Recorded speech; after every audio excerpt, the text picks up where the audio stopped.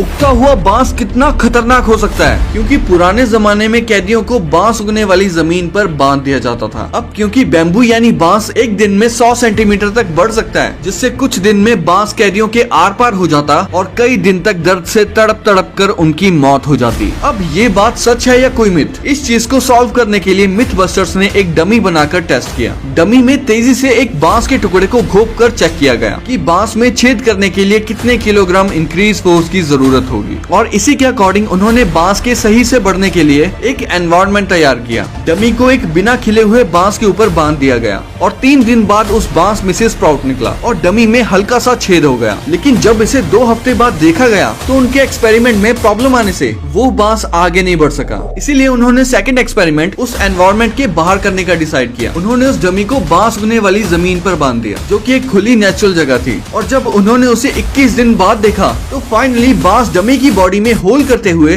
3.6 metre की ऊंचाई पर पहुंच गया, जिससे पता चलता है कि पुराने जमाने में बांस से टॉर्चर करना पॉसिबल था।